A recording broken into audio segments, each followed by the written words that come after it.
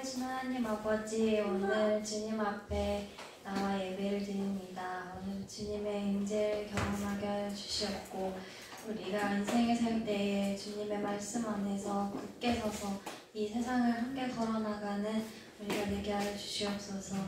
오늘 말씀을 드릴 때에 또 말씀을 나의 정말 그 목상으로 새길 수 있도록 하나님 도와주시옵소서. 예수님의 이름으로 기도드립니다. 아멘.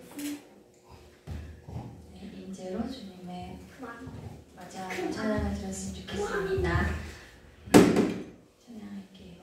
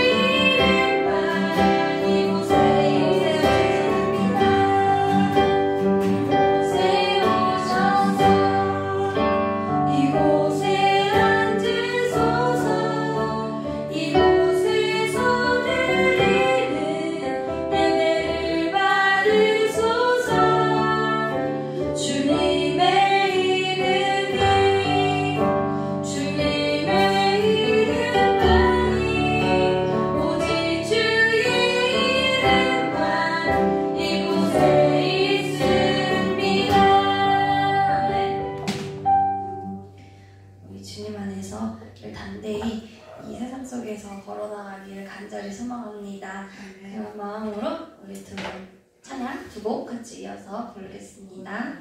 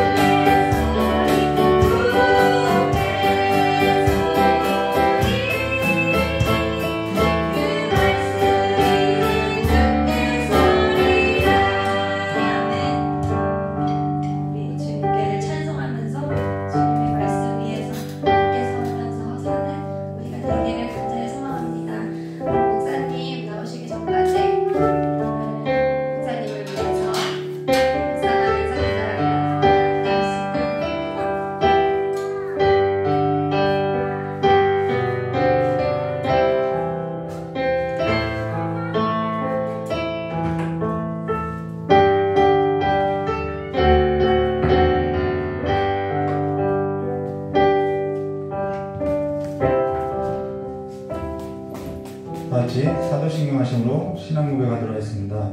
전능하사 천지를 만드신 하나님 아버지를 내가 믿사오며 그 외아들 우리 주 예수 그리스도를 믿사오니 이는 성령으로 잉태하사 동정녀 마리아에서 나시고 본디오 빌라도에게 고난을 받으사 십자가에 못 박혀 주시고 장사한 지 사흘 만에 죽은 자 가운데서 다시 살아나시며 하늘에 오르사 전능하신 하나님 우편에 앉아 계시다가 저리로서 산자와 죽은 자를 심판하려 오시라.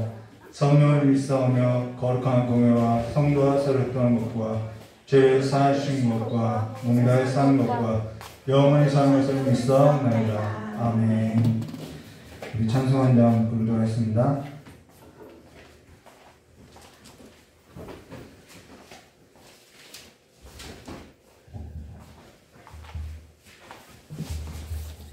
찬송가 357장 다 같이 부르도록 하겠습니다.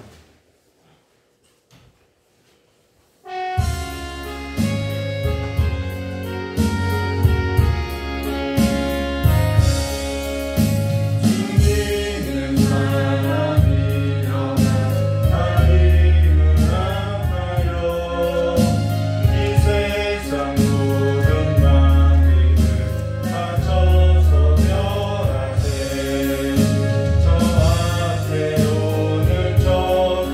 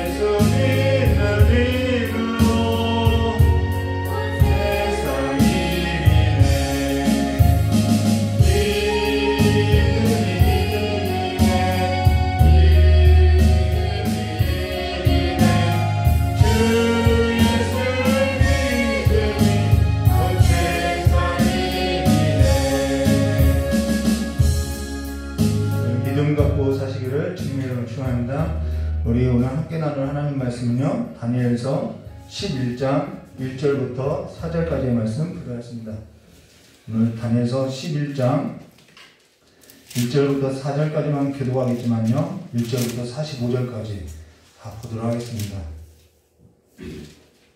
1절부터 4절까지만 교도하도록 하겠습니다.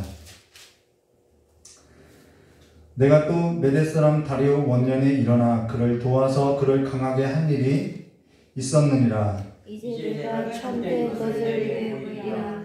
보라, 바산에서도 새 왕들이 일어날 것이요 그 후에는 등은 자신이 지할 것이며 그가 그 위와 언덕 가난지는 모든 사람을 충만하여 그와 왕국을 칠 것이며 장차 한 능력 있는 왕이 일어나서 큰 권세로 다스리며 자기 마음대로 행하리니 함께 하겠습니다. 그러나 그가 강성할 때에 그의 나라가 갈라져 천하 사방에 나눌 것이나 그의 자손에게로 돌아가지 아니할 것이요 또 자기가 주장하던 권세대로 되지 아니하리니 이는 그 나라가 뽑혀서 그 외 다른 사람에게로 돌아갈 것입니다. 아멘. 잠깐 기도하도록 하겠습니다. 조신 하나님 아버지, 종말의 때를 살아가는 자들로서 끝날을 준비하는 거룩한 자들 될 수 있도록 믿음 더하여 주시길 간절히 원하오며 기하고 계신 예수님의 이름으로 기도드리옵나이다. 예, 오늘은 다니엘서 11장 1절과 45절의 말씀 가지고요, 종말에 있을 정쟁이라는 제목으로 우리 함께 나누도록 하겠습니다. 지금 이때는요, 다니엘 메대 바사왕 원년이라고 이야기하죠. 근데 다니엘이 받았던 그 환상의 내용은요, BC 533년에 받아서 이 원년에 받았는데 그 기간이 몇 년까지의 예언에 보았냐면요, 400년 가까운 역사를 이렇게 예언하게 된다는 것입니다.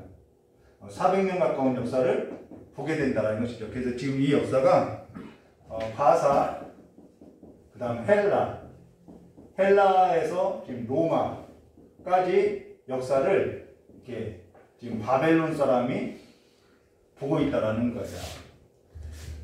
그리고 이 바벨론부터 바사, 메데바사라고 하죠. 메데바사, 이 역사가 실제 우리의 역사 가운데 일어났다는 것이죠. 그래서 우리가 성경을 읽을 때 한 가지 기억해야 할 것이 뭐냐면요, 성경은 문학적인 장르가 있어요. 그 다음 또 하나는 역사가 있어요.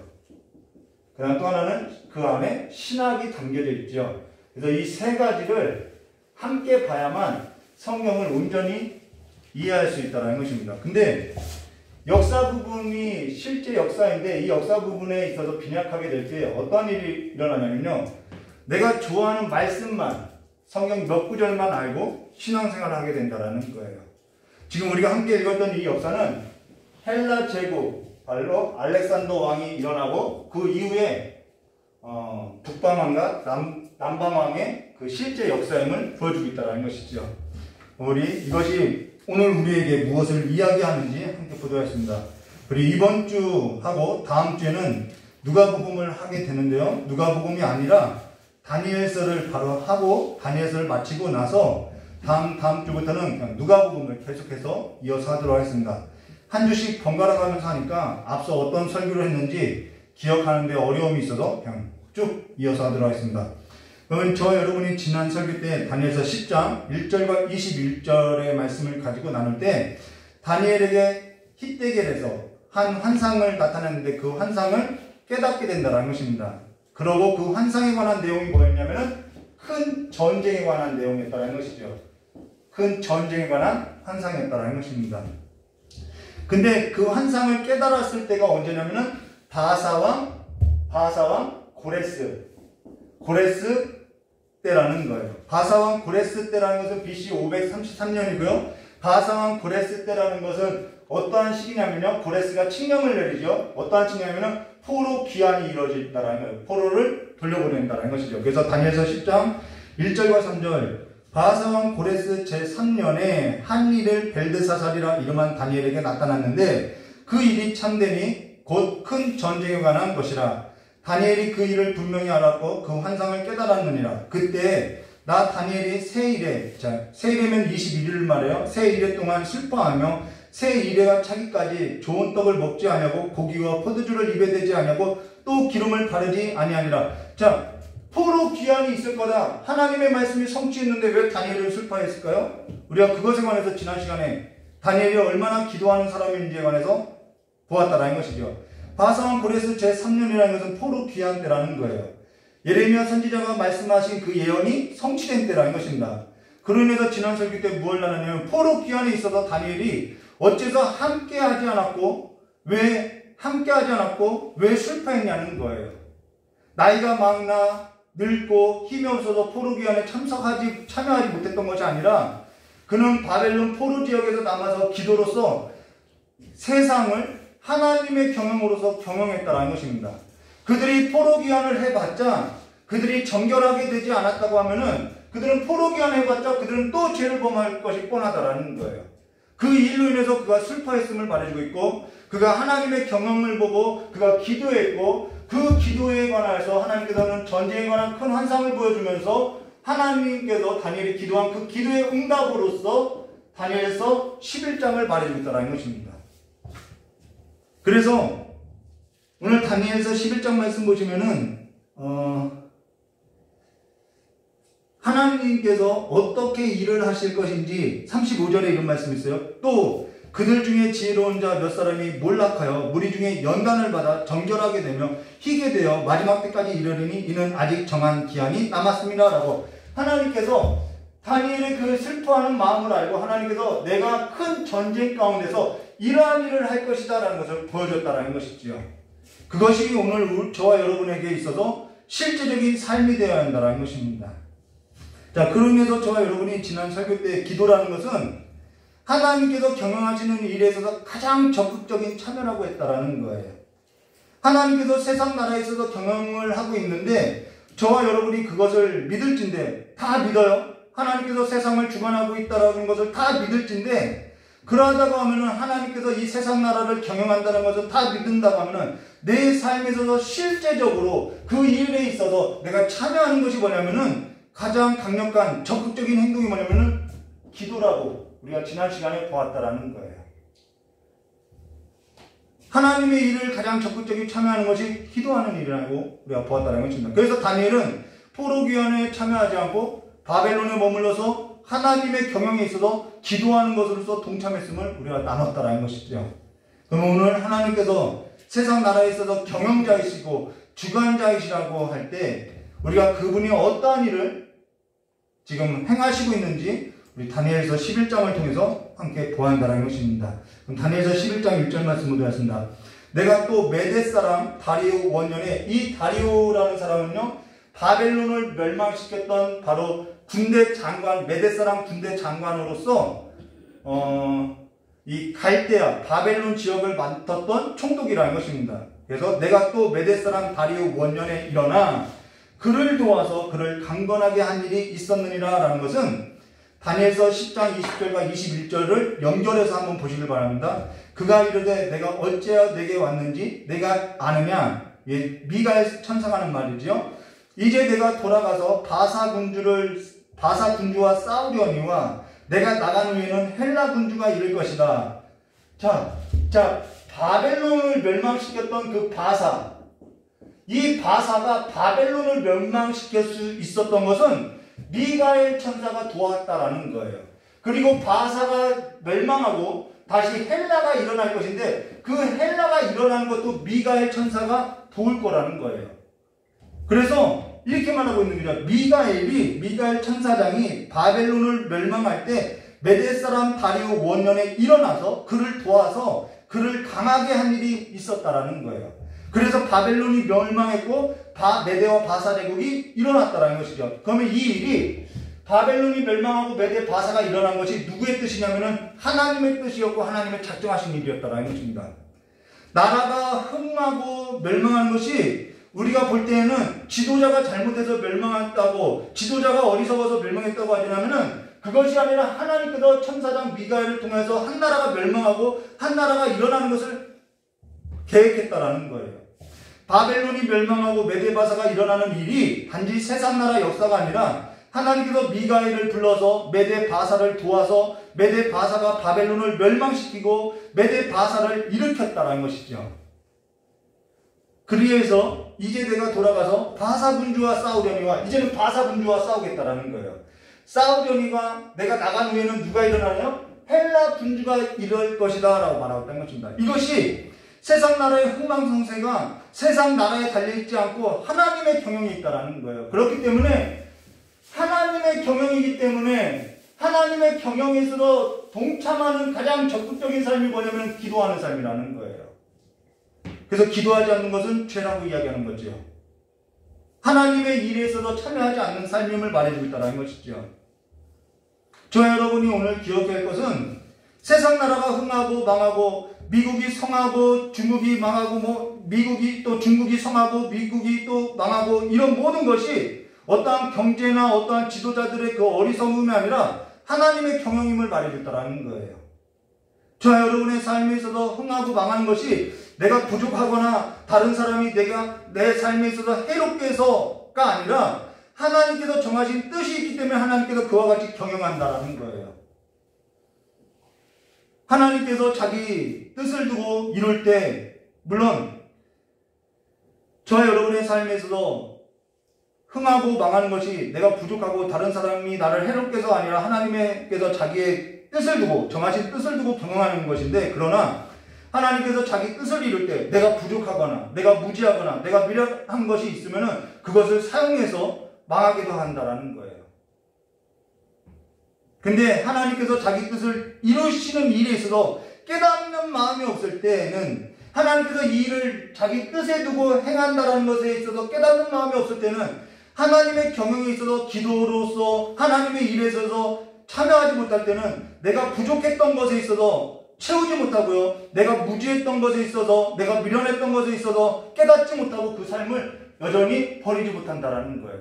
그것이 뭐냐면은 바벨론 포로 생활을 해도 깨닫지 못하면은 여전히 그들의 삶은 같더라는 것이죠. 그러면서 내게 있어서 일어난 일들에 있어서 기도하지 않으면은 하나님께서 내게 무슨 일을 행하시는지에 있어서 전혀 알지 못하게 된다는 것입니다. 그러면서 내가 어떤 일이 일어나도 전에 부족했던 그 지혜대로 아니면 전에 부족했던 그 지식대로 내가 전에 무지했던 그 미련한 삶대로 내가 깨닫지 못한 마음과 그 둔화해진 마음을 가지고 포로로 귀환해도 살 수밖에 없다라는 거예요.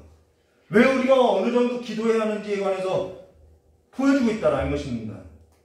그러면서 오늘 저 여러분이 어느 정도 기도로 마음이 깨어 있어야 하는지에 있어서 우리가 깊이 깨달아야 한다는 것이죠. 다니엘서를 통해서 깨달아야 한다는 것입니다. 그리고 기도로 마음이 깨어 있다는 것은 앉아서 그냥 기도만 한다는 것이 아니라 기도로 마음이 깨어 있다는 것은 하나님께서 경영하시는 그 삶을 보고 내가 적극적으로 그 하나님의 삶에 있어서 행할 수 있다는 것이죠. 움직임이 있다는 것입니다. 그것이 믿음으로써 우리의 삶을 인도한다는 것이죠. 복이 뭐냐면요. 우리는 내가 뭔가 복을 받았습니다라는 것은 세속적인 복을 말하는 것이 아니에요. 성경에서는. 성경에서 복이라는 것은 우리 자신을 말한다라는 거예요. 너가 복된 자다. 그래서 누가 복된 자냐? 너가 큰 은총을 받은 자다. 누가 큰 은총을 받은 자냐? 하나님께서 그 마음에 깨닫는 마음을 주어서 하나님께서 기도의 자리로 불러주시는 그 하나님의 경영에 있어서 눈을 뜨고 하나님께서 일하시는 그 경영에 있어서 동참하게 된 자, 그들이 하나님께 은총을 받은 자이고 그들이 하나님께 복을 받은 자들하고 성경은 말하고 있다는 거예요. 이건 원천적인 복을 말해주고 있다는 것이죠. 그래서요, 어제 옥천 베델교회 화요 모임을 하게 됐는데요. 근데 화요 모임에 있어서 찬양하고 기도하는 일에 있어서 하나님께서 저와 여러분을 참여시킨 일이 적은 일이 아니라는 거예요. 그것이 복된 삶이라는 것이죠. 오늘 저와 여러분은 하나님께서 저와 여러분을 참여시킨 일이 무엇보다도 귀한 일이고 그 일에 있어서 눈을 뜨고 보아야 한다는 것입니다. 성경에서는요, 존귀한 자가 하나님께 존귀한 자라는 것은 하나님께서 존귀하게 여겼다라는 거예요. 존귀한 자가 존귀한 일을 하느니라 라는 말씀이 있는데요. 성경에 모세가 레위 자손에게 너희가 행하는 일이 적은 일이냐라고 책망했던 일들이 있었다라는 거예요. 그로 인해서 하나님의 경영에 있어서 눈뜬 자는 뒤를 돌아보는 자가 아니라 뒤를 돌아보는 자는 하나님 나라에 있어서 합당한 자가 아니라고 말하고 있다는 거예요. 하나님께서 세상 나라보다 못하냐는 것이죠. 어찌해서 하나님께서 저와 여러분을 부르신 그 삶에 있어서 보지 못하고 계속해서 하나님 나라가 아닌 세상 나라에 있어서 뒤를 돌아보고 애굽에 있어서 잊지 못하는 삶과 같이 살 수 있겠냐는 것이죠. 그와 같을 때 하나님께서 보실 때는 그와 같은 삶이 하나님 나라로서는 합당치 않다라는 거예요. 그 합당치 않은 것을 이제는 뭐라는 걸? 벗어버려야 한다는 것이죠. 지금이 어떠한 때냐? 분별하지 못하고 뒤를 돌아보고 살아가는 삶의 때가 아니라는 거예요. 이제는 하나님 나라에 눈을 뜨고 하나님 나라에 있어서 기도로서 하나님의 나라에 있어서 믿음으로서 참여할 때라는 것이죠. 그러면 2절 3절 우리 함께 볼까요? 이제 내가 참된 것을 내게 보이라. 예, 하나님께서는 우리에게 보이셔요. 보라, 보아한다라는 것이죠. 바사에서 이제는 이 바사 제국을 이야기하는 거예요. 하나님께서 이 바벨론을 멸망했고 바사를 일으켰대요. 근데 그 바사하고도 싸우고 헬라를 일으킬 거라는 거예요. 그것에 관해서 이제 보라는 거죠. 역사를 보라는 거예요. 하나님의 경영을 보라는 것이죠. 바사에서 또 새 왕이 일어날 것이요. 그 후에 넷째는 그들보다 심히 부유할 것이며 그가 그 부유함으로 강하여진 후에는 모든 사람을 충동하여 헬라 왕국을 칠 것이며 장차 한 능력 있는 왕이 일어나서 큰 권세를 다스리며 자기 마음대로 행하리라 라고 말하고 있죠. 이것이 다니엘이 지금 하나님께로부터 계시를 받았는데 그것을 지금 예언의 글로서 쓰고 있는데 이것이 BC 300년에 일어날 앞으로 200년 후에 일어날 일들을 지금 이야기해주고 있다는 거예요. 지금 우리는 다 일어난 일을 보고 있는 것이지만 그때는 하나님께서 보게 하신 200년, 300년, 400년 후의 일을 지금 보고 있다는 거예요. 하나님께서 행하신 일에 있어서 지금 기도를 했던 그 다니엘에게 하나님의 경영이 무엇인지 보여주고 있다는 것이죠. 그래서 여기 2절 말씀해 보시면 오늘은 좀 성경이 역사를 봐야 하기 때문에 좀 어려워요. 2절 말씀 상세하게 볼게요. 이제 내가 참된 것을 내가 보이리라. 보라, 바사에서 또 새 왕이 일어날 것이요. 그 후에 넷째는 그들보다 심히 부유할 것이며 그가 그 부유함으로 강하여진 후에는 모든 사람이 충동하여 헬라 왕국을 칠 것이다. 자, 이 역사학자들이요, 이것이 너무나도 정확하니까 이것이 그냥 이 역사가 다 끝나고 어떤 사람이 그냥 편집해서 쓴 것이다라고까지 이렇게 이야기한다라는 거예요. 근데 그렇지 않아요.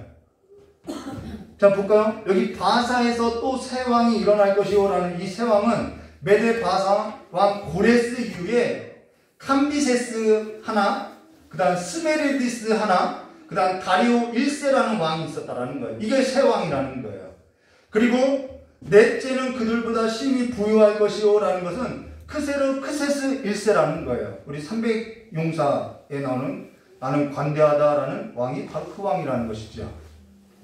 그래서 여기 넷째는 그들보다 심히 부유할 것이요 그가 그 부유함으로 강하여진 후에는 모든 사람을 충동하여 헬라 왕국을 칠 것이오라고 실제 그 왕이 이 헬라하고 전쟁을 하게 됐다는 것이죠. 여기 성경에는 아수에르의 왕 아버지였던 다리오 1세가 BC 490년 이 예언을 받을 때 그 이후 한 60년 이후죠. 헬라 아테네와 싸웠는데 크게 이 다리오 1세가 그 아테네에게 패하게 된다는 것입니다. 그것을 가리켜서 뭐라고 하냐면 역사에서는 마라톤 전쟁이라고 한다는 거예요. 그로 인해서 그의 아들 아수에르가 크세스 1세죠. 그 아들이 그 아버지 다리오 1세가 실패했던 일에 있어서 과업을 넘겨받게 되어서 BC 480년 살라미 해전을 하게 되는데 그때 또 헬라하고 전쟁에서 패하게 된다는 것입니다. 이게 살라미스 해전이라는 거예요. 그때부터 메데와 바사가 점점점 힘을 잃게 된다는 것이죠. 그러고 나서 여기 성경 말씀 장차 한 능력 있는 왕이 일어나서 큰 권세로 다스리며 자기 마음대로 행하리라 라고 여기 장차 한 능력 있는 왕이 일어나는데 이것이 누구냐면 헬라의 왕 한 사람 있죠. 알렉산더라는 것입니다. 알렉산더가 일어나죠. 알렉산더 왕이 인도까지 점령하고 나서 인도에서 싸움하다가 화살을 맞고 부상을 입지요. 그리고 돌아와서 자기 신하들하고 자기 장군들하고 술을 마시다가 병이 들어서 젊은 나이에 죽게 된다는 것입니다. 왜 이런 걸 우리가 봐야 하는지 성경에 있으니까 우리가 하나하나 봐야겠죠. 근데 그가 죽을 때 후계자를 지목하는데 후계자를 뭐라고 지목하냐면은 딱 한 사람을 지목한 것이 아니라 힘센 놈한테 줘라고 한다는 거예요. 그래서 알렉산더를 따랐던 장군들이 저마다 자기가 힘이 센 자라고 하면서 싸우게 된다는 것이죠. 그래서 오늘 성경 4절 말씀 이렇게 나오죠. 그러나 그가 강성할 때 알렉산더를 말합니다. 그의 나라가 갈라져 천하 사방으로 나누일 것이나 그의 자손에게 돌아가지 아니할 것이요. 알렉산더 신하들에게 알렉산더 자녀들이 다 죽게 돼요. 암살당하죠. 또 자기가 주장하던 대로 권세대로도 되지 아니하리니 이는 그 나라가 뽑혀서 그 외에 다른 사람에게로 돌아갈 것입니다 라고 말하고 있죠. 알렉산더 왕 이후에 안티파르테와 그의 아들 카산더가 마게도니아 지역, 바로 헬라 지역을 차지하고요. 리시마쿠스는 소아시아 지역을 차지하고요. 그다음 셀레우쿠스, 북방, 이 이름 기억하세요? 북방왕.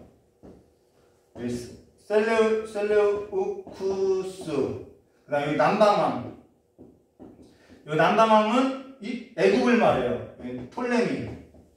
톨레미 1세, 2세, 3세 뒤에 이름이 붙여지지만요. 간략하게 그 뒤에 이름, 뭐 소테르, 데오스 뭐 이런 이름은 다 삭제하고 오늘 설교하도록 하겠습니다.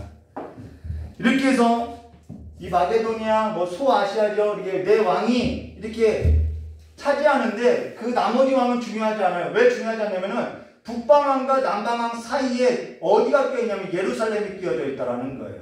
그래서 이 예루살렘 중심으로 북방왕과 남방왕을 이야기하고 있다는 것입니다.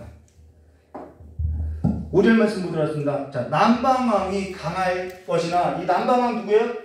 톨레미 장군 1세죠. 남방왕이 강할 것이나 그 군주 중 하나는 그 군주는 장군들 중에 하나를 말하여 그 군주 중 하나는 그보다 강하여 권세를 떨치리니 그의 권세가 심히 클 것이다 라는 것은 북방왕 셀레우쿠스 1세를 말한다는 것입니다. 그보다 강하여 권세를 떨친다라는 것은 셀레우쿠스 1세를 말한다는 거예요. 그가 강해질 것을 이미 예언하고 있죠. 전에 성경 역사를 우리가 함께 나눌 때 이미 살펴본 내용이죠. 사실 이 북방왕 셀레우쿠스 1세는 이 안티고누스라는 장군에게 밀려서 사실상 바벨론으로 도망가는데 남북왕 톨레미 1세가 그를 도와서 다시 이 셀레우쿠스 1세가 이 북쪽을 차지하게 되면서 이 힘이 강성하게 된다라는 거예요. 그러니까 이 셀레우쿠스 1세하고 톨레미 1세가 힘이 강성해지니까 국경이 서로 맞닿을 수밖에 없다는 것이죠. 국경이 서로 맞닿으니까 이 둘이 이 예루살렘 팔레스타인 지역을 두고 전쟁을 한다는 거예요. 그래서 6절 말씀 보도록 하겠습니다. 몇 해 후에, 이 몇 해 후라는 것은 거의 60년이 지난 후에요. 그들이 서로 단합하리니 곧 남방왕의 딸이 북방왕에게 가서 화친하리라. 계속 충돌하니까 이제는 남방왕이 북방왕에게 이게 딸을 시집 보낸다라는 거예요. 그러나 그 공주의 힘이 쇠하고 그 왕도 서지 못하며 권세가 없어질 뿐 아니라 그 공주와 그를 데려온 자와 그를 낳은 자, 톨레미를 말하는 거죠. 그를 낳은 자와 그때 도와주던 자가 다 버림을 당하리라 라고, 여기 남방왕 이때는 톨레미 1세가 아니라 2세라는 거예요. 2세 때의 충돌을 종식하고자 동맹을 맺고 자기 딸을 시집 보내게 된다는 것입니다. 그래서 북방왕 셀레우쿠스 1세가 자기 아들 안티오쿠스 1세와 남방왕 톨레미 2세의 딸 베레니스하고 혼인을 시킨다라는 거예요. 근데 이때 안티오쿠스 1세, 이 셀레우쿠스 1세의 아들인 안티오쿠스 1세 아내였던 나우디스가 있었는데요. 그와 이혼을 하고 혼인했던 것으로서 좀 아내를 조강지처를 버렸다라는 것입니다. 근데 남방왕 톨레미가 이 톨레미 2세가 죽고야 되고 그래서 이혼했던 나우디스를 이 안티오쿠스 1세가 다시 복직시킨다라는 거예요. 그러면서 복직했던 나우디스 그 원래 전 아내가 화가 나지요. 자기 남편 안티오쿠스 1세를 죽이고 베레니스 사이에서 난 아들도 죽이고 자기 아들 셀레우쿠스 2세를 왕위로 올려서 석정하게 된다라는 거예요. 그로 인해서 성경은 이렇게 말한 거죠. 그러나 그 공주의 힘이 쇠하고 그 왕도 서지 못하며 권세가 없어질 뿐 아니라 그 공주와 그를 데려온 자, 그를 낳은 자와 그때 도와주던 자가 다 버림을 당하리라. 이렇게 말한다라는 거예요. 이것은 하나님의 뜻이 아닌 사람의 뜻이 철저하게 서지 못할 것을 보여주고 있다는 거예요. 이때는 사람들이 하나님의 계시가 어디 있냐라고 말을 해요. 하나님의 침묵의 때라고 말을 해요. 그러나요, 하나님은 이미 다니엘을 통해서 이미 말씀해 주셨다는 것입니다. 하나님께서 말씀하지 않은 것이 아니에요. 하나님의 뜻은 하나님의 시간대로 이루어지고 있었다는 거예요. 자, 그러고 나서 7절 말씀 보도록 그러나 그 공주의 본 족속에게서 난 자 중에 한 사람이 왕위를 이어 권세를 받아 북방왕의 군대를 치러 와서 그의 성에 들어가서 그들을 쳐서 이기고라고, 여기 그 공주의 본 족속에게서 난 자 중에 한 사람의 왕위를 이어라는 것은 남방왕 톨레미 3세 오라버니라는 거예요. 오라버니. 남방왕 톨레미 3세로서 바로 오라버니죠. 오라버니가 자기 동생을 죽이니까 화가 났겠죠. 그로 인해서 그가 복수하고자 북방왕 셀레우쿠스 2세하고 그의 어머니 나우디스를 치고자 군대를 모아서 올라갔다라는 것입니다. 근데 그가 싸워서 이겼다라는 거예요. 그래서 8절에 이렇게 말하죠. 그 신들과 부어 만든 우상들과 은과 금의 아름다운 그릇들을 다 노략하여 애굽이죠. 애굽으로 가져갈 것이요 몇 대 동안은 그가 북방왕을 치지 아니하리라 라고. 여기서 싸움에서 이겼는데, 여러분 싸움에서 이겼으면 계속 북진을 해야 하는데 애굽으로 돌아가요. 왜 돌아가냐면요, 역사에 보면요, 애굽에서 반란이 일어나서 여기 전쟁에서 노략했던 것을 가지고 그 반란을 진압하고 그 신하들을 이렇게 달랬다라는 것을 나오고 있다는 거예요. 그리고 서로 북방왕과 남방왕이 서로 조약을 맺어서 서로 침범하지 말자라고 조약을 맺어서 한동안은 치지 않았다라는 것입니다. 성경이 정확하지요. 우리가 이런 것에 있어서는 설교를 잘 안 하지요. 그냥 여러분 복 받으세요 이런 말만 하는 거죠. 9절 말씀 보도록 하겠습니다. 북방왕이 남방왕의 왕국으로 쳐들어갈 것이나 자기 분국으로 물러가리라. 자, 북방왕이 남방왕의 왕국으로 쳐들어갈 것이나 자기 분국으로 물러가리라. 이렇게 사무 불가침 조약을 맺었는데도 싸우고 다시 물러가는 것을 보여주고 있습니다. 근데 10절 말씀 보도록 하겠습니다. 그러나 그의 아들들, 자, 그의 아들들에 가서 이제 또 싸움이 일어나요. 그 아들들이 전쟁을 준비하고 심히 많은 군대를 모아서 물이 넘친같이 나아올 것이요 그가 또 와서 남방왕의 견고한 선을 칠 것이요라고. 그들이 맺었던 조약이 이제는 서로 우리 침범하지 말자고 했던 그 조약이 깨어지고 다시 싸운다라는 거예요. 여러분, 그런데 여기서 계속 전쟁을 하면 누구만 피곤하냐면 이 전쟁터가 되어버린 이스라엘 민족이 피곤하다라는 거예요. 중국과 일본이 전쟁을 할 때 우리나라에서 전쟁했죠. 러시아와 일본이 전쟁할 때 우리나라에서 전쟁했죠. 피해는 누구만 보냐? 우리나라만 보았죠. 그와 같다라는 거예요. 이 전쟁이 계속되면 얼마나 피곤한지 몰라요. 그래서 이 10절, 그러나 그의 아들들이 전쟁을 준비하고 심히 많은 군대를 모아서 물이 넘치같이 나올 것이며 그가 또 와서 남방왕의 견고한 성을 칠 것이오라고 맺었던 조약이 깨어지고 전쟁한다는 것입니다. 여기 북방왕 셀레우쿠스 2세에 이어서 셀레우쿠스 3세가 왕이 되어서 톨레미 3세가 담당했던 지역 남방왕을 공격하는데 성공하지 못하고 그의 동생 안티오쿠스 3세를, 자, 셀레우쿠스 2세가 그 남방왕을 쳤는데 성공하지 못해요. 그 여파로 그의 동생 안티오쿠스 3세가 그의 형을 살해하고 안티오쿠스 3세가 왕이 되고 나서 심히 많은 군대를 모아서 다시 남방왕을 치게 된다는 거예요. 그러면서 11절 말씀 보도록 하겠습니다. 남방왕이 그래서 지금 화가 난 거죠. 남방왕이 크게 나와서 북방왕과 싸울 것이라. 북방왕이 큰 무리를 일으켰으나 그 무리는 그의 손에 넘겨준 바 되리라. 자, 남방왕 톨레미 3세에 이어서 누가 이제 왕이 되냐면 톨레미 4세가 왕이 되어서 그의 아들들이 싸우는 거죠. 반격에 나서게 된다는 것입니다. 반격하여서 크게 이기게 된다는 거예요. 근데 여기 북방왕이 큰 무리를 일으킬 것이나 그 무리는 그의 손에 넘겨준 바 되리라 라는 것은 안티오코스 3세가 대항하나 패하게 된다라는 거예요. 근데 성경은요 뭐라고 하냐면은 이것이 그들만의 싸움이 아니라 그들의 실력으로서 이기고 지는 것이 아니라 그의 손에 넘겨준 바 되리라 라는 것은 누가 넘겨줬다라는 거예요? 하나님께서 이것을 넘겨줬다라는 것이죠. 네, 하나님의 역사라는 거예요. 하나님께서 그냥 이렇게 정하셨다라는 거예요. 그러나서 12절 말씀 보도록 하겠습니다. 그가 큰 무리를 사로잡은 후에 그의 마음이 스스로 높아져서 수만 명을 엎드려뜨릴 것이나 그 세력은 더하지 못할 것이라. 여기 남방왕 톨레미 4세가 싸움에서 이기니까 스스로 높아져요. 이때까지는 예루살렘이 이 남방왕 쪽의 관할에 속하였어요. 스스로 높아지니까 예루살렘 성전에서 이 성전에 들어가려고 했다라는 것입니다. 근데 이때 이스라엘 자손이 이방인이 예루살렘 성전 하나님의 성전에 들어오는 것이 마땅치 않다고 해서 유대 민족이 이렇게 막아요.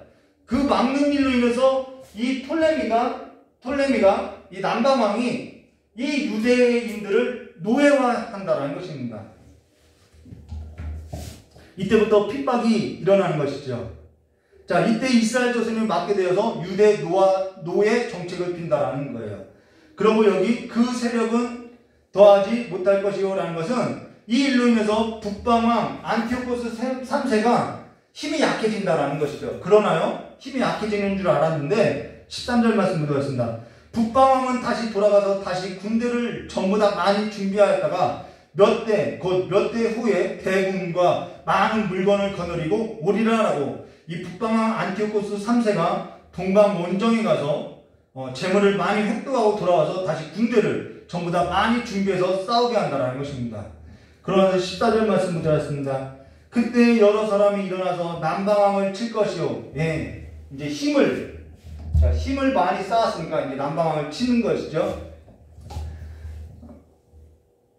14절요. 그때 여러 사람이 일어나서 남방왕을 칠 것이요. 내 백성 중에서도 이 말씀 잘 기억해 주세요. 내 백성 중에서도 후악한 자가 스스로 높아져서 환상을 이루려 할 것이요. 여기서 내 백성이라는 것은 하나님의 백성을 말하죠. 이스라엘을 말한다는 것입니다. 그들이 도리어 걸려 넘어진다는 거예요. 여기 북방왕 안티오코스 3세가 남방왕 톨레미 5세를 공격하게 되고 여기에 내 백성 중에 후악한 자가 스스로 높아져서 환상을 이루려 할 것이요. 그들이 도리어 걸려 넘어지리라는 것은 전에 이 남방왕 톨레미가 승리하고 나서 북방왕을 몰아내고 나서 예루살렘에 들어가려고 했다라는 거예요. 근데 그 들어가게 하려고 했던 일에 있어서 유대인들이 이스라엘 민족이 막았더니 이 남방왕이 노예 정책을 펼다라는 거예요. 그러니까 다시 이 북방왕이 힘을 빌려서 이 남방왕을 치려고 하니까 하나님의 백성들이 어떻게 했냐면은 이 북방왕을 도와서 이 남방왕을 몰아내자, 치자. 우리가 그래서 지금 여기 남방왕이 관할에 있는데 우리가 이때 한번 독립을 해보자라고 뜻을 모았다라는 거예요. 그러면서 독립을 스스로 높이며 환상을 이루려고 했으나 그것이 어떻게 된다고요? 걸려 넘어진다라는 거예요. 아직 때가 아니라는 것이죠. 내 백성 중에도 후악한 자라고 이야기해요. 후악한 자가 이스라엘 백성 중에 일부 사람들이 북방왕 안티오코스 3세를 도와서 남방왕 톨레미 5세를 공격하는 일에 있어서 가담했다라는 거예요. 근데 그건 남방왕 톨레미 4세 때 북방왕 안티오코스 3세하고 싸워서 이기고 나서 이스라엘 민족을 박해했기 때문에 이들이 가담을 했는데 하나님께서는 그 일을 좋게 보지 않았다라는 것입니다. 그러면서 이번에 북방왕 안티오코스 3세가 남방왕 톨레미 5세를 공격할 때 힘을 도우게 되면은 그 도움이 되는 일이 우리에게 독립이 되지 않을까라는 환상을 꿨다라는 것이죠. 그러나 그들이 도리어 걸려 넘어지리라라는 것입니다. 그러면서 15절 말씀 드렸습니다.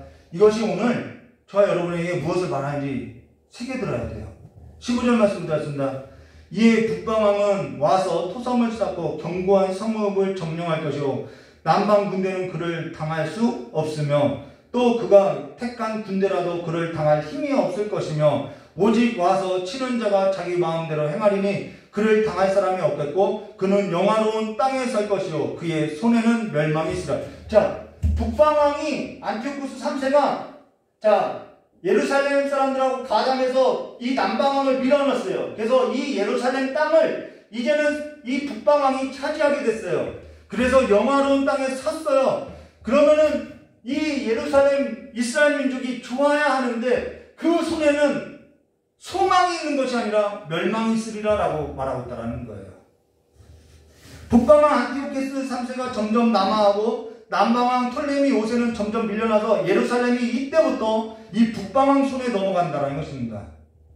자, 그 전까지는 남방왕이 예루살렘을 점령했어요. 근데 이때부터는 북방왕이 예루살렘을 점령한다는 것입니다. 이들은 그것이 해방이라고, 그들은 이것이 하나님의 뜻이라고 착각했다라는 거예요. 자, 그러나서 북방왕 안티오코스 3세는요, 자기 영향력을 확실하게 하고자 자기 딸 클레오파트라 1세를 남방왕 톨레미 5세, 이때 톨레미 4세가 죽고 어린 톨레미 5세하고 혼인시킨다는 것입니다. 그래서 자기가 자기 딸하고 이 남방 쪽도 다 삼키려고 했다는 것이죠. 그러면서 17절 이렇게 말하죠. 그가 결심하고 전국에 힘을 다하여 이르렀다가 그와 화친할 것이요. 그 화친이 뭐예요? 또 여자의 딸을 그에게 주어 그의 나라를 망하게 하려 할 것이나 어떻게 한다고요? 이루지 못하리니 그에게 무익하리라 라는 것입니다. 근데 그의 딸을 클레오파트라 1세를 보냈는데 그 클레오파트라 1세가 자기 아버지의 뜻대로 하지 않고 자기 남편에게 있어서 동정심을 느끼고요. 자기 남편을 도와준다는 거예요. 그러면서 북방왕 안티오코스 3세 뜻이 서지 못하게 된다는 것이죠. 자, 그러고 나서 18절과 19절 말씀 보도록 그 후에 그가 그의 얼굴을, 자, 딸이 도와주지 않으니까 아버지가 얼굴을 돌려요. 그 후에 그가 그의 얼굴을 어디로요? 바닷가에 돌려 많이 점령할 것이나, 지중해를 말하는 거예요. 한 장군이 나타나 그의 정복을 그치게 하고 그 수치를 그에게로 돌릴 것이므로 그가 드디어 그 얼굴을 돌려 자기 땅, 이제 여기 예루살렘이 자기 땅이 된 거예요. 자기 땅 산성들로 향할 것이나 거쳐 넘어지고 다시 보이지 아니하리라 라고. 북방왕 안티오코스 3세가 이기고 나서 지중해로 이제 눈을 돌리게 되는데요. 이때 눈을 돌리는데 로마 장군 한 번쯤 들어봤을 거예요. 루시우스 코넬리우스 스키피오라는 장군에게 있어서 맡겨서 지중해로 진출하지 못해요. 그래서 로마하고 싸우면서 전쟁에서 패하죠. 그래서 그의 아들 안티오코스 3세 아들 안티오코스 4세가 불모로 잡히고 전쟁 배상금을 물리게 된다는 것입니다. 그러나 그 일로 인해서 이 안티오코스 3세가 살해되고요. 그의 아들 셀레우쿠스 4세가 왕위에 올라서 전쟁 배상금을 로마에게 갚게 된다는 거예요. 그래서 20절에 이렇게 말하죠. 그 왕위를 이을 자가, 이게 압제자라는 것은 조세관을 말하요. 세금 거두는 사람. 압제자를 그의 나라의 아름다운 곳, 예루살렘을 말해요. 아름다운 곳으로 두루 다니게 할 것이나 그는 분노함이나 싸움이 없이 몇 날 못 되어 망할 것이다 라고. 여기 압제자는 조세관 헬리오도루스라는 사람인데 그가 예루살렘에 가서 세금을 거두려고 하는데 문제가 일어나요. 그래서 조세관 헬리오도루스가 세금 거둘 수 없다라고 셀레우쿠스 4세에게 말하는데 이 셀레우쿠스 4세가 듣지 않아요. 그래서 암살해버린다는 것입니다. 그러면서 로마에 잡혀갔던 아들 있죠. 셀레우쿠스 4세 동생이었던 안티오코스 4세가 그의 형 셀레우쿠스 4세가 죽었다는 소식을 듣고 셀레우쿠스 아들, 4세 아들 데메트리오를, 자기 조카죠. 자기 조카를 대신 불무로 집어넣고 그 다음 셀레우쿠스 4세 또 다른 아들 안티오코스를 지켜야 한다는 명목으로 돌아와서 왕위를 차지하는데 이 안티오코스 4세 에피파네스가 누구냐면 성경에서는 적그리스도로 본다라는 거예요. 네, 적그리스도로 본다라는 거예요. 왜 적그리스도를 보는지 보냐면은 하나님의 백성을 대적하기 때문에 적그리스도를 본다라는 것입니다. 북방왕 안티오코스 4세가 바로 에피파네스가 즉위할 때 남방왕 톨레미 5세가 죽고 톨레미 6세가 즉위하는데 이 톨레미 6세가 즉위하고 안티오코스 3세 딸이었던 클레오파트라 1세하고 어머니죠 섭정하게 된다는 것입니다. 그러면 사실 조카라는 거예요. 근데 북방왕 안티오코스 4세가 남방왕 톨레미 6세를 공격하고 이 공격을 해서 승리하게 된다는 것이에요. 대승한다라는 거예요. 그러면서 남방왕 톨레미 6세가 포로로 잡히게 되고 북방왕 안티오코스 4세는 그에게 충성을 맹세하게 하고 조약을 맺고 다시 애굽으로 그 남방왕 톨레미 6세를 돌려보냈는데 그때 그의 동생 톨레미 7세가 남방왕이 되어 있다는 거예요. 근데 남방왕 톨레미 6세가 북방왕 안티오코스 4세에게 충성을 맹세했던 그 조약을 깨고 동생 톨레미 7세하고 힘을 합쳐서 다시 공격한다는 것입니다. 그래서 지금 계속해서 이 전쟁이 일어나고 있음을 보여주고 있죠. 그로 인해서 이때 어떤 일이 일어나냐면요. 대제사장 오니아스 3세가 있는데 이 북방왕들이 헬라 정책, 오늘날 말하면 세속화예요. 그 헬라 정책을 피니까 그 헬라 정책을 지지했던 야손이 대제사장 오니아스 3세를 밀어내고 이 야손이라는 사람이 전쟁에서 졌지요. 로마하고 그 전쟁 배상금을 후원하겠다고 하면서 자기가 대제사장이 된다는 거예요. 그러니까 야손의 신하였던 메넬라우스도 더 많은 후원금을 줘서 자기가 대제사장이 된다는 거예요. 이러한 혼란이 이스라엘 땅에 있었다는 것이죠.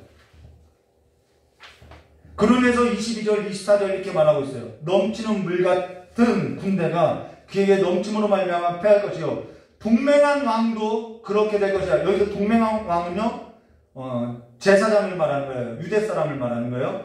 그리고 그와 약조한 후에라는 것은 톨레미 6세가 안티오쿠스 4세하고 약조하죠. 내가 충성을 다할 것이다. 그런데 그는 거짓을 행하여 올라갈 것이요.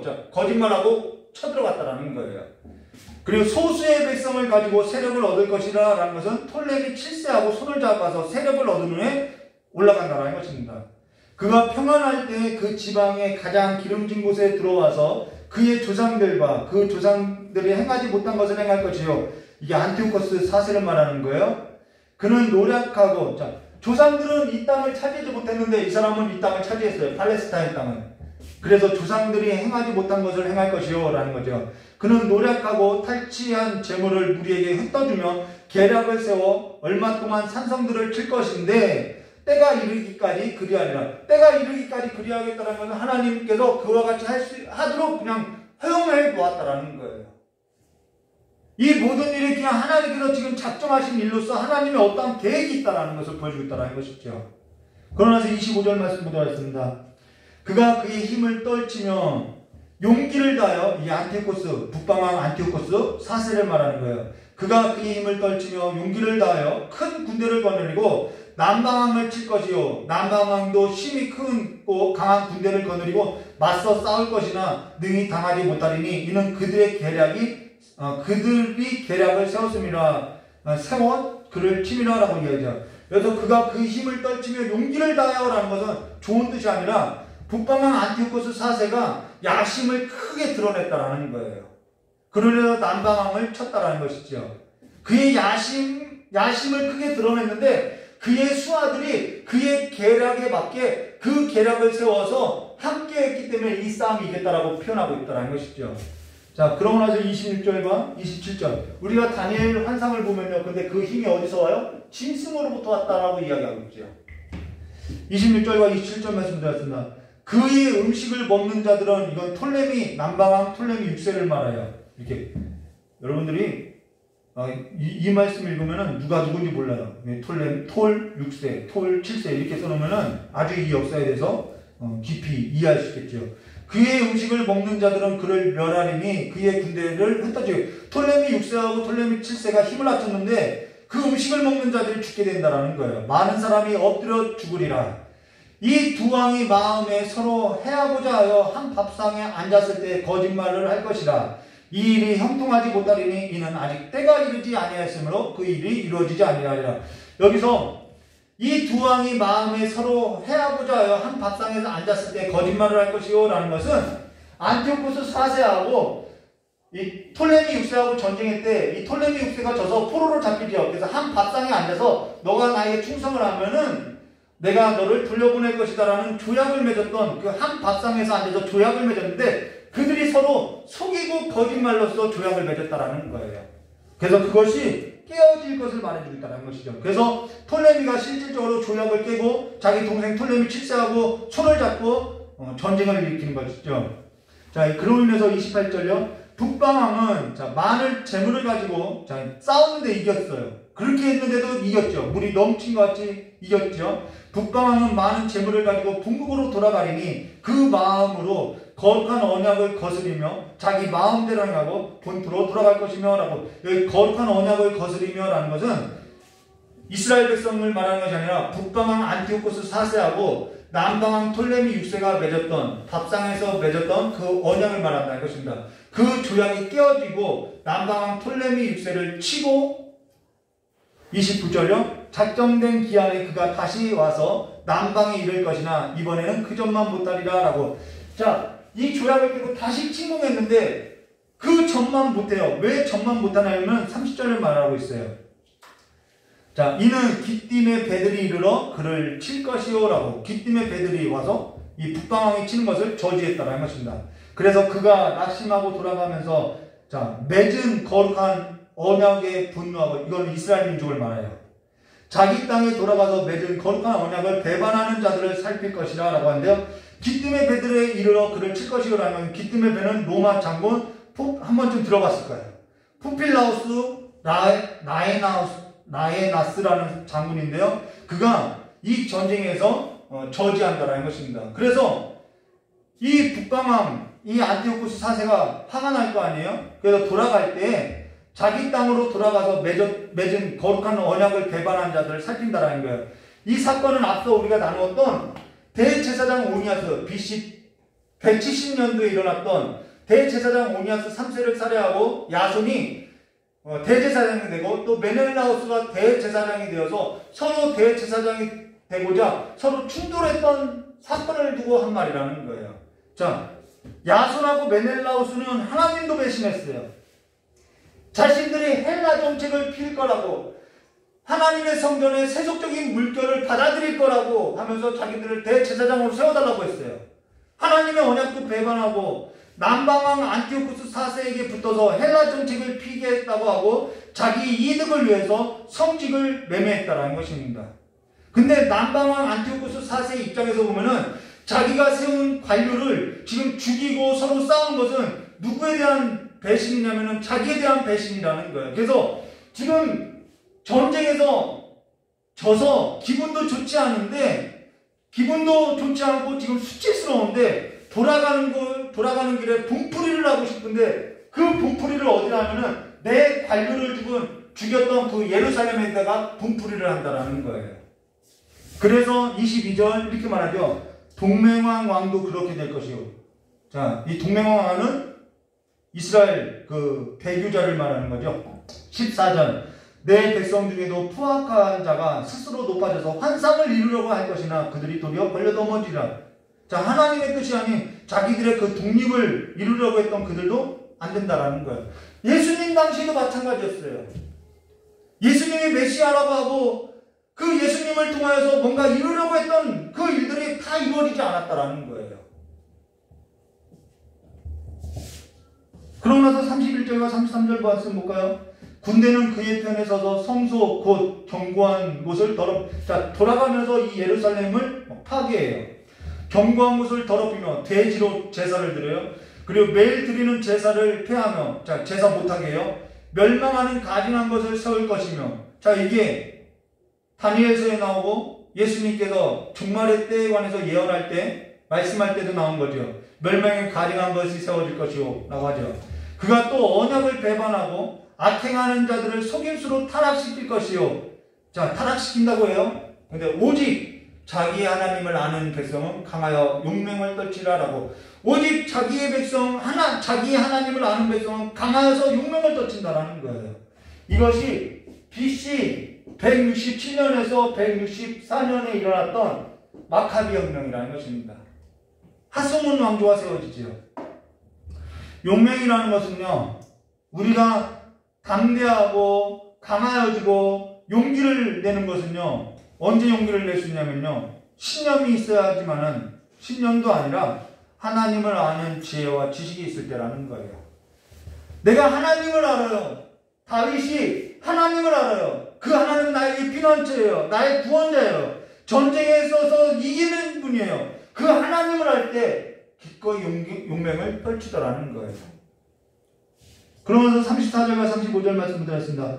그들이 몰락할 때, 자, 여기서는 오직 하나님을 아는 백성, 강하고 용맹을 떨치는 자들이 말하는 거예요. 그들이 몰락할 때 도움을 조금 얻을 것이나 많은 사람들이 속임수로 그들과 결합하며, 많은 사람들이 속임수로 그들과 결합한다는 것은 이 북방한 안티오쿠스 4세 적그리스도를 말하는 거예요. 그의 속임에 넘어가고 그와 결탁해서 헬라 정책을 받아들이고 자기 이득을 얻고 살겠다라는 것이죠. 또 그들 중에 지혜로운 자, 지혜로운 자가 나와요. 하나님을 경외하는 자를 말하죠. 몇 사람은 몰락하여. 왜요? 결탁하지 않으니까 몰락한다라는 거예요. 믿음을 지키니까 몰락한다라는 거예요. 근데 그들이 이 무리 중에, 자, 이렇게 전쟁이 있는 가운데 연단을 받아 정결하게 되어 휘어져서 마지막 때까지 이르리니 이는 아직 정한 기한이 남았으니라 라고 말하고 있습니다. 자, 다니엘이 얘기했죠. 포로로 돌아가도 그들이 하나님 앞에 정결하게 되지 않으면은 아무 소용없다라는 거예요. 기도했지요. 근데 하나님이 이 전쟁에 관한 역사를 보면서 내 백성을 연단받게 하여서 정결하게 되어서 마지막 때까지 이르도록 내가 붙들겠다라는 거예요.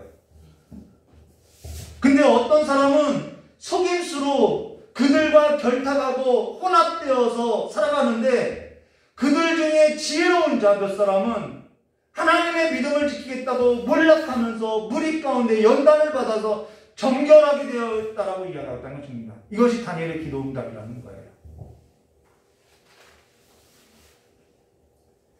연단을 받아 정결하게 되어 희게 되어서 마지막 때에 이르러서는 이는 아직 정한 때가 남았음이라고 말하고 있죠. 여러분, 보호자에 앉았던 자들이 누구죠? 아, 저 흰 옷 입고 나온 자들이 누구냐 했을 때 뭐라고 하죠? 저들은 환난 중에 나온 자들이라고 이야기하죠. 그들이 왜 환난을 받아요? 예수를 주로 고백했기 때문에 환난을 당한 것이죠. 지금 이 일이 하나님께서 정하시고 작정하신 일이라는 거예요. 지금 지혜로운 자들이 받게 될 박해라는 것은요, 오늘 성경에 나오죠. 칼의 고통, 화염의 고통, 이 전쟁을 말하는 거죠. 그러면 사로잡힌, 약탈, 몰락이라는 것은 그 모든 일로 인해서 내가 다리에 힘이 풀렸다라는 거예요. 그런데 그러한 것이 여러 날 받게 될 것이다 라고 말하고 있다는 것입니다. 오늘 성경에 말하고 있죠. 이 환란이 여러 날 받게 되는데 이것이 하나님의 뜻이래요. 그러면서 36절과 39절 이렇게 이야기해요. 그 왕은 자기 마음대로 행하되, 이 왕은 안티오쿠스 4세, 바로 적그리스도를 나타내요. 스스로 높여 모든 신보다 크다 하며 자기가 신이에요. 비상한 말로, 계시록에는 이걸 참담한 말로라고 이야기해요. 그런데 비상한 말로 신들의 신을 대적하며 형통하기를 분노하심이 그칠 때까지 하리니 이는 그 작정된 일이 반드시 이루어질 것이라. 근데 진짜 역사 가운데 이루어졌어요. 그가 모든 것보다 스스로 크다 하고 그 조상들의 신들과 여자들이 흠모하는 것을 돌아보지 아니하며, 여기서 여자들이 흠모하는 것을 돌아보지 아니하며, 기억하세요? 어떤 신보다 돌보지 아니하며 그 대신에 강한 신을 공경할 것이요. 여기서 강한 신은 요새를 말하는 거예요. 공경할 것이요. 자, 이 말은 무슨 말이냐면, 아, 나 안전해, 나 이 성 안에 있으니까 나 평안해, 이 말이라는 거예요. 그걸 공경하는 것이죠. 또 그의 조상들이 알지 못하던 신에게 금, 은, 보석, 보물을 드려. 왜 보물을 드리냐면요, 여기서도 또 공경할 것이요 라고 하죠. 무기 생산하는 일을 하겠다라는 거예요. 지금 세계적으로 혈안이 지금 서로 무기를 만드는 일에 있어서 지금 열을 내고 있죠. 그러면서 그는 이방 신을 힘입어 크게 견고한 산성들을 점령할 것이요. 왜 무기를 생산해요? 크고 더 큰 그 산성들을 점령하기 위함이죠. 무릇 그를 안다 하는 자에게는 영광을 더하여. 자, 무릇 북방한 안티오쿠스를 안다고, 그에게 안다고 하는 자들에게는 영광을 더하여 준다는 거예요. 여러 백성을 다스리게도 한다라는, 권력주겠다라는 거예요. 그에게서 뇌물을 받고 땅을 나눠주기까지도 하겠다라는 거예요. 성직매매도 하죠. 근데 앞서서 기억하라는 이 말씀, 여자들이 흠모하는 것을 돌아보지 아니하며 라고 할 때, 이 여자들이 흠모했던 것이 뭐냐면 오실 메시아라는 거예요. 이 전쟁 가운데서, 이 환란 가운데서 이들이 무엇을 생각하게 되냐면은, 아, 구원자가 왔으면 좋겠다. 이 대망 사상이 이래서 일어났다라는 것입니다. 그리스도가 왔으면 선지자들이 예언했던 그 메시아가 왔으면 그래서 이 혼란한 때에 이와 같은 때에 구원자가 있었으면 좋겠다라고 했다라는 거예요. 그렇게 오실 메시아를 대망했다라는 것입니다. 40절과 45절 말씀드렸습니다. 마지막 때에 이 마지막 때에 관한 이야기예요.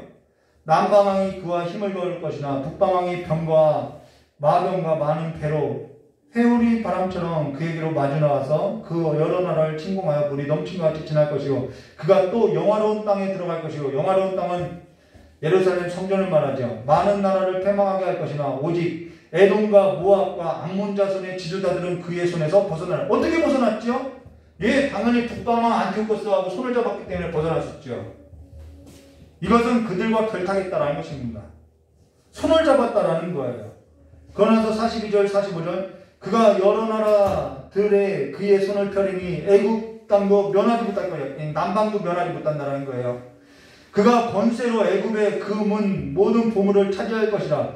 리비아 사람 구스 사람이 그의 시종이 되니라. 그러나 자 볼까요? 어떻게 되나요? 결말 동북에서부터 소문이 이르러 그를 번민하게 하므로 그가 분노하여 나가서 많은 무리를 다 죽이고 멸망시키려고 할 것이요 그가 자기 장막 궁전을 바다와 영화로운 거룩한 산 사이에 세울 것이나 그의 종말이 이르리니 도와줄 자가 없으리라. 그도 죽을 거라는 거예요. 여기 44절 동북에서부터 소문이 이른다는 것은 그래서 그가 범인하게 된다는 것은 무슨 말이냐면요. 이때 당시 북방왕 안티오코스 4세 이가 통치할 때 파르티아 이 동북 쪽에서 파르티아가 반란이 일어나서 그 반란을 진압하려고 그 소문을 듣고 반란을 진압하고자 가는 길에 갑자기 병들어서 죽는다라는 거예요. 자, 지금 다니엘이 전쟁에 관한 이 환상을 이야기해줬어요. 지금 다니엘은 BC 359년에 이 환상을 보았어요. 그리고 바사 제국, 헬라 제국, 로마 제국 이 거의 400년 가까운 역사 우리는 이걸 침묵식이라고 하는데 침묵식이 아니죠. 하나님께서는 이미 말씀하셨어요. 그 내용을 다 보여줬어요. 이 시기에 중간에 활동했던 선지자가 누구냐면은 학개 선지자하고 스가랴 선지자하고 말라기 선지자라는 거예요. 지금 끝날에 있어서 예언을 했고 모든 예언이 역사 가운데 성취됐다는 것입니다. 지금 저와 여러분이 살고 있는 나라도 뭐 북방나라, 남방나라 할 것 없이 우리가 그 사이에 끼어 있어도 지금 전쟁에 관한 소문들도 듣고 있어요. 지금 다니엘이 예언했던 예언은 역사 가운데 끝난 것이 아니라 마지막 때에 관한 예언이라는 거예요. 마지막 우리에게 있어서 종말은 언제냐면은 예수님이 십자가에서 죽으시고 그분이 다시 오실 그 끝날 그 사이가 마지막 때라는 거예요. 그리고 실제로 그 마지막 날이 가까울 때 이러한 큰 전쟁이 실질적으로 일어난다는 거예요. 큰 환란이 있을 거라는 거예요. 지금 저와 여러분이 이와 같은 일을 눈으로서 확인하고 있지 않냐는 것이죠. 지금 이들은 실제 이러한 시기를 예언을 들었고 이 시기를 살았던 사람들은 이 일을 직접적으로 경험했고 겪었다라는 거예요. 그러면서 이 혼란한 때에 이 시기에 구원자가 있었으면 좋겠다라고 갈망하기 시작했다라는 것입니다. 그리고 어떤 사람은 이 시기에 헬라 문화에 섞여서 하나님의 그 거룩한 언약을 배반하며 자기 이득을 위해서 자기 행복을 위해서 살았고 어떤 사람은 오직 하나님을 아는 자들은 믿음을 지켜내면서 믿음으로 살았음을 말해줬다라는 거예요.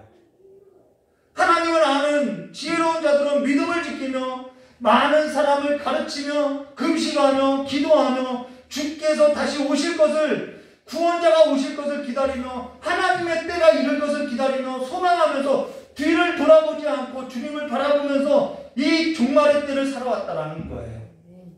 지금 저와 여러분은 어떻게 살아야겠냐는 것이죠. 같은 종말의 때를 살아가고 있다라는 거예요.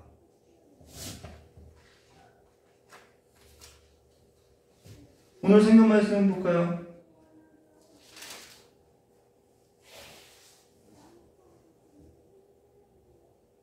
제가 어디 말씀인지 36절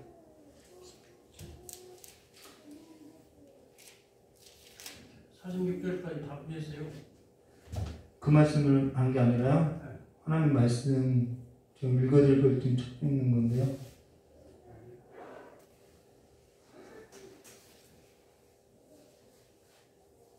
33절 말씀 보면 이렇게 말해요. 백성 중, 자, 32절이요. 그가 또 언약을 배반하고 악행한 자들을 속여서 타락시킬 것이래요.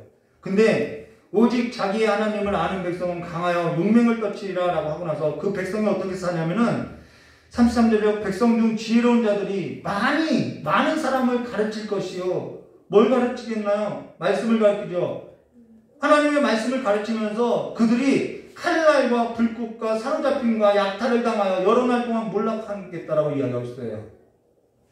근데 그들이 하나님의 지혜로서 하나님의 지혜를 가르칠 것을, 이 환난의 시기에 하나님의 지혜를 가르치고 가르칠 것을, 하나님께서 구원자를 보내실 것을 이야기해 줬다라는 거예요. 지금도 그 일을 하고 있다라는 것이죠. 40절과 우리 40절 말씀부터 다시 볼까요? 마지막 때에 남방왕이 그와 힘을 겨룰 것이나 북방왕이 병거와 마등을 많이 패우리고 영화로운 땅에 설 것이고 많은 나라와 패망하고 오직 에돔과 모압, 암몬, 그들은 왜 벗어날 수 있었나요?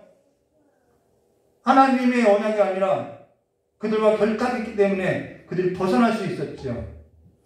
우리가 지금 이 말씀에서 다 보았는데요. 지금 저와 여러분이 마지막 때를 살아가고 있다는 거예요. 근데 그 마지막 때를 살아가는, 그 종말의 때를 살아가는 삶이 어떠한 삶이 되어야겠냐는 것이죠. 다니엘서 바로 이어서 자 볼까요? 11장은 종말의 때를 말해요. 이 시기가 지나면은 무엇이 오냐면 끝날이 와요. 끝날이 이르러요. 그래서 12장, 다니엘서 12장 1절과 3절에 이렇게 말해요. 그때 내 민족 호위하는 큰 군주 미가엘이 일어날 것이에요. 이제 끝날에는 일어난대요. 또 환란이 있으리니 이는 개국 이래로 그때 없던 환란일 것이며 그때 내 백성 중 책에 기록된 모든 자가 구원을 받을 거리라. 2절과 3절로 땅의 티끌 가운데 자는 자 중에서 많은 사람이 깨어 영생을 받는 자도 있겠고 수치를 당하여서 영원히 부끄러움을 당할 자도 있을 것이며 라고 나오죠. 자, 이 종말의 때를 어떻게 사느냐? 그 끝날에 어떤 자는 영생을 받는 자도 있고 어떤 자는 부끄러움을 당한 자가 있겠다라는 거예요. 그럼 누가 영생을 받고 누가 부끄러움을 당하겠냐는 것이죠. 3절요. 지혜 있는 자는 나오죠. 지혜 있는 자는 궁창의 빛과 같이 빛날 것이요. 많은 사람은 어떻게 했다고 해요? 지혜로운 자들이 가르쳤다고 하죠. 많은 사람을 옳은 대로 돌아오게 한 자는 별과 같이 영원토록 빛나리라 라고 말하고 있죠. 이 역사 가운데 어떤 사람은 지금 빛나고 있고요. 어떤 사람은 이 역사 가운데 흘러 떠내려가고 있다는 거예요.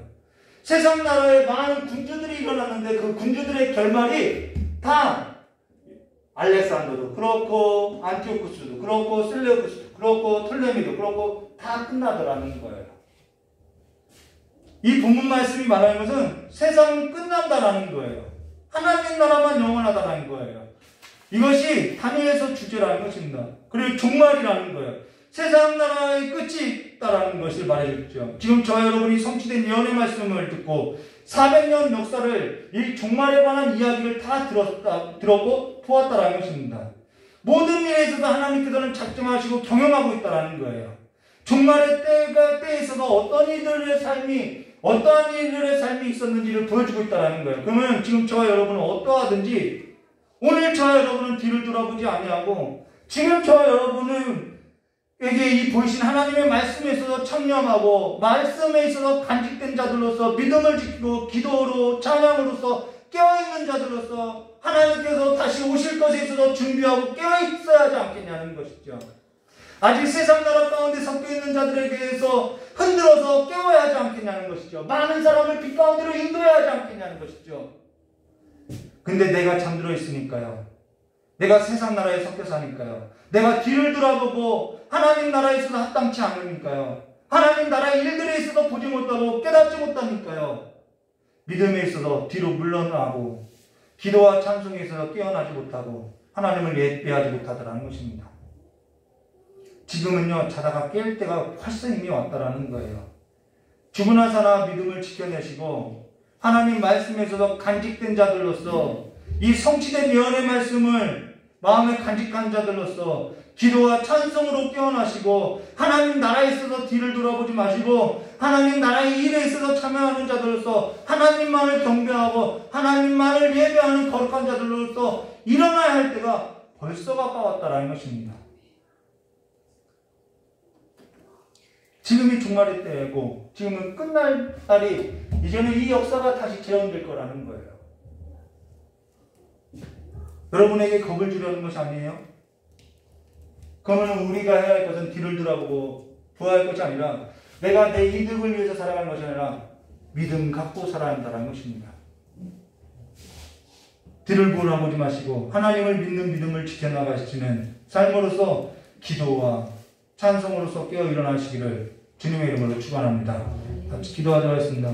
고맙고 감사하신 하나님 아버지, 주의 말씀을 듣고 흘려버리는 자들이 아니라 하나님의 말씀, 역사의 주관자를, 역사의 심판자를 기억하고 하나님의 그 나라의 일에 있어서 기도와 찬송으로서 깨어나서 날마다 하나님의 오실 길을 준비하며 지혜로운 자들로서 믿음을 지켜내고 지혜로운 자들로서 많은 사람을 빛 가운데로 인도하는 옳은 삶을 살아갈 수 있도록, 그래서 하나님께서 경영하시는 그 삶의 일에 있어서 적극적으로 일어나는 깨어있는 믿음이 될 수 있도록 주 우리의 믿음을 더하여 주시길 간절히 원하오며 깨어오신 예수님의 이름으로 축복하며 기도드리옵나이다. 아멘. 우리 찬송 부르고 기도하고 돌아가도록 하겠습니다. 불 꺼주시기 바랍니다.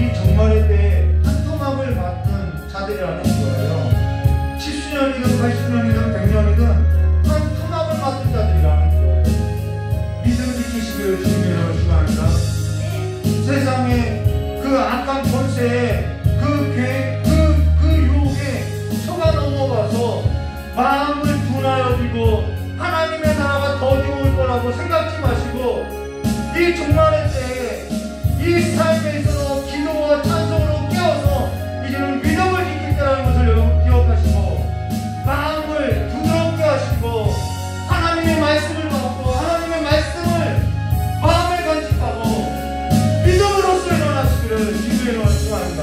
믿음으로 일어나야 돼요. 정말 이 시간 이 앞에서 외치고 싶어요. 정말 이제는 자다가 깰 때가 가까이 왔다는 것입니다. 이 시간 우리 믿음 달라고 다시 한번 내게 믿음 더하여 달라고 다시 기도하도록 하겠습니다. 주여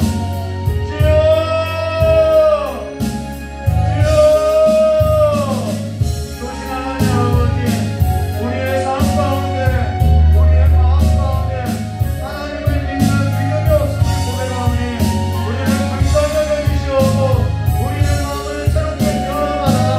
하나님을 섬기는 자들로서 하나님을 믿고 살아가는 자들로서 아버지와 깨어 일어나시게 해주시옵고 흔들어 깨워서 하나님의 나라의 그 일에 있어서 다 일어나는 주의 청년들로서 일어나시고 주 우리의 마음을 새롭게 하여 주시길 원합니다. 이제는 어떠한 스펙이나 어떠한 세상의 것을 갖고 살아가는 것이 아니라 믿음 갖고 살게 하여 주시옵소서. 그리스도 예수 안에 있는 하나님의 아들을 믿는 그 믿음 안에서 살게 하여 주시옵소서. 우리가 이제는 주를 믿는 그 믿음 안에서 일어나서 아버지와 악한 마귀의 원수의 공격에서 벗어나고 이 세상의 신을 먹고 주님 앞에 나와서 주님 앞에 찬양하는 자들로서 깨어 일어나게 하여 주시옵고 주님의 시간 앞에 나와서 주님께 기도하는 자들로서 적극적으로 하나님의 나라의 일에 있어서 동참하는 자들로서 일어서주시고 주여 우리의 삶을 새롭게 하여 주시길 간절히 원합니다. 자녀들의 삶에 눈을 뜨게 하여 주시옵고 하나님의 자녀들의 삶 가운데 하나님의 말씀을 심겨지게 하여 주시옵고 그들이 하나님을 믿는 믿음으로써 이 세상을 이겨나갈 수 있도록 새롭게 변화를 받아 일으켜지게 하여 주시길 간절히 원합니다. 교회가 이제는 아버지와 세속의 물건을 누리는 것이 아니라 교회가 이제 하나님의 말씀을 간직하고 하나님의 살아있는 말씀에 깨어나서 날마다 주님 앞에 엎드리고 살아가는 삶이 될 수 있도록 주를 역사해 주시옵고 주님의 모든 성도들의 모든 삶에 하나님의 크신 영광으로서 하나님의 큰 영광으로서 함께하여 주시길 간절히 원합니다. 예수님의 이름으로 축복하고 기도드리옵나이다.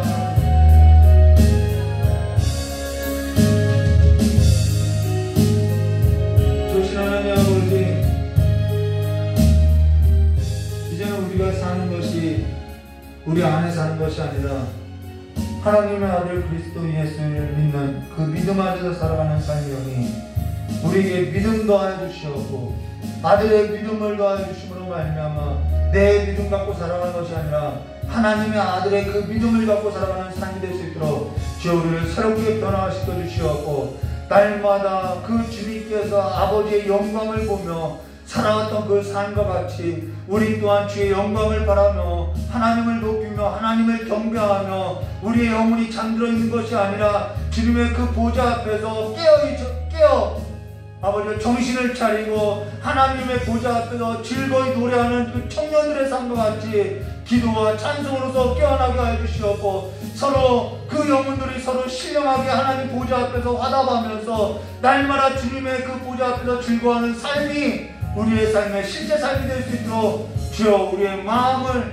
우리의 심령을 우리의 영혼을 흔들어 깨워주셔서 믿음 없는 자들이 아니라 믿음 지키고 살아가는 삶이 될 수 있도록 주여 두 손 들고 축복하여 주시옵고 오늘 이 예배에 나와서 아버지의 말씀을 간직하고 살고자 하는 우리 귀한 성민들의 그 심령 위에 함께하여 주시옵고 또한 영상으로 예배를 드리는 우리 귀한 성민들의 모든 삶 위에도 하나님께서 통일하는 은혜를 베풀어 주시길 간절히 원하오며 날마다 주님과의 은혜와 평강을 누리는 삶으로서 하나님의 얼굴을 구하고 살아가는 하나님의 얼굴을 날마다 구하고 살아가는 삶이 될 수 있도록 복내려 주시길 간절히 원하오며 기도하신 예수님의 이름으로 축복하며 기도드리옵나이다. 우리 주기도문으로 예배를 마치도록 하겠습니다. 하늘에 계신 우리 아버지여 이름이 거룩히 여김을 받으시며 나라의 마옵시며 뜻이 하늘에서 이루어진 것 같이 땅에서도 이루어지라. 오늘 우리에게 일용할 양식을 주옵시고 우리가 우리의 죄인들에게 사인 것 같이 우리 죄를 사하여 주시고 우리를 시험에 들게 하지 마옵시며 다만 악에서 구하옵소서. 대개 나라와 권세영함이 아버지께 영원히 있사옵나이다. 아멘. 우리 하나님께 영광을 받소리했습니다. 감사합니다.